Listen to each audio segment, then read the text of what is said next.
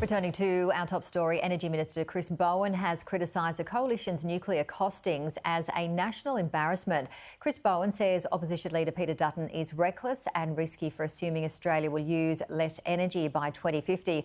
Well, joining us live is Dr Ed Obbard, a nuclear minerals engineer affiliated with the University of New South Wales in Sydney. Thank you very much, Ed, for joining us this afternoon. So Frontier Economics believes that the coalition's plan could cost more than $200 billion less than Labor's. I know you had a good look at the Frontier report. What did you make of it?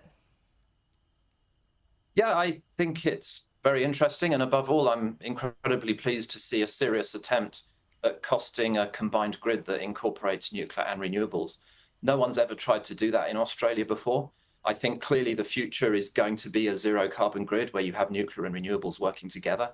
So I'm actually really happy to see somebody trying to do that in a serious way, because so far any of the costings we've had have really walled off the nuclear future, as it were, from the renewables one, as if they were two fundamentally different kind of futures for Australia. And I don't think that's true. I think you have to consider both together, because when you factor in nuclear and renewables and a little bit of storage working together, you end up with a far more optimized, resilient and better value system than if you ideologically try and stick to one or the other.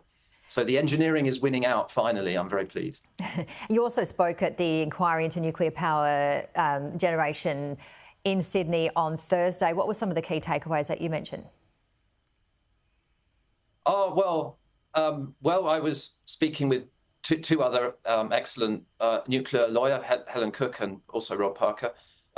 So, I mean, my point from the inquiry was really to say that I think that this sort of deadlineism we have, as in saying nuclear is too slow, is actually a form of procrastination, because given that in the future we're going to have to shift to a grid which is nuclear and renewables, surely the only thing to do is to start as soon as you can. Not starting because you're worried you won't be done by 2030 or 2050 is basically procrastination, isn't it? And I don't really like that. I think we have to get started. I think the future is really scary because there isn't really much decarbonisation going on objectively in terms of our national, sort of international consumption of fossil fuels. So we have to prepare for quite a different future, which for me is going towards a net zero grid, which is nuclear and renewables is the best way to do that. So pleased to see, maybe we're not starting quite yet. There's a lot of hurdles to go, but I can see Australia is now thinking about it really seriously, and that's great news.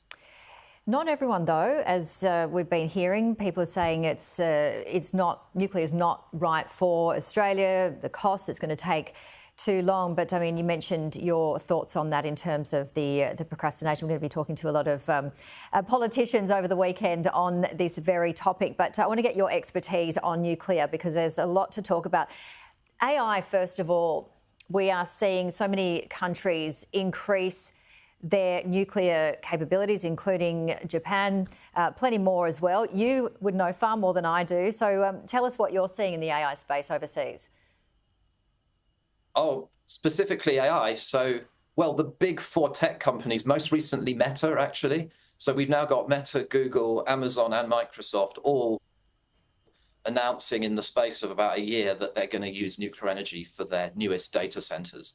And this is, I guess, not surprising, because some of these data centers that they're planning now, especially as you mentioned with the use of artificial intelligence, are going to be mind-blowingly sort of huge users of energy. We're talking about gigawatt scale data centers, which are using more than small cities.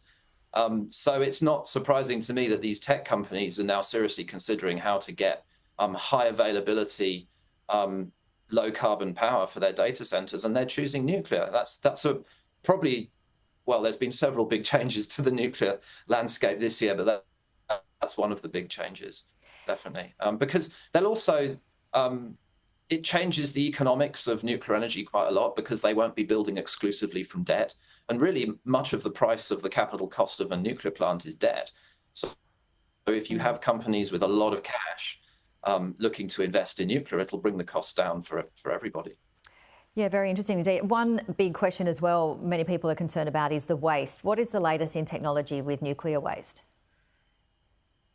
Well, it's you don't really need the latest in technology for nuclear waste. I think there's fairly good solutions already.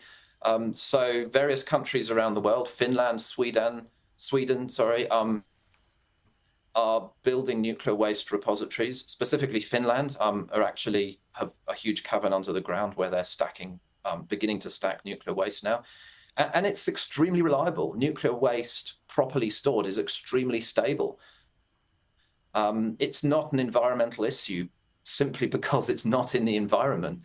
The nuclear waste properly managed is actually an incredibly environmentally sound prospect because it's captured at source. Like, you don't let it out into the atmosphere, you capture it at the point where it's created.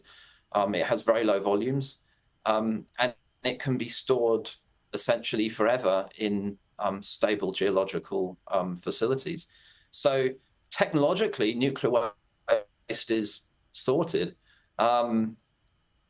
Politically, socially, it's a difficult ethical problem, isn't it? I absolutely understand that there's this ethical problem of saying, shall we create something which is at its heart toxic, right? Nuclear waste is toxic, but do we want to create it? And I think the real challenge here is creating something which you have to be responsible for, right? So do we want that responsibility?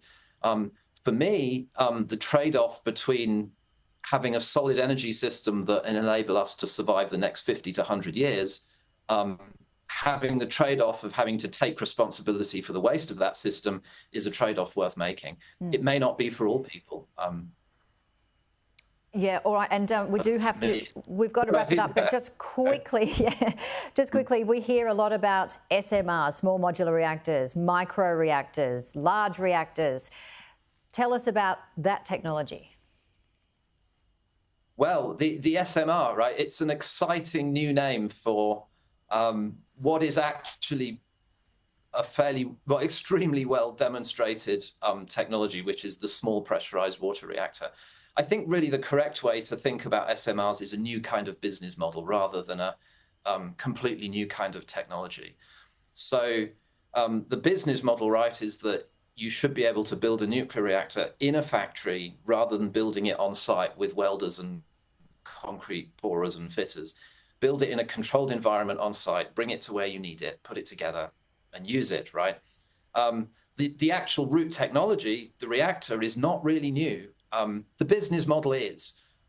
So far, nobody has made that business model work, but there's several countries working very seriously towards trying it, like the UK, USA, Poland, and several more as well. So I have no doubt the technology will work. Let's see if the business model stacks up, but it's sure worth trying. All right, Dr Ed Obbard, thank you very much, as always, for your time and expertise. And yeah, we'll talk to you no doubt very soon. Thank you. Thank you, Janie. Bye.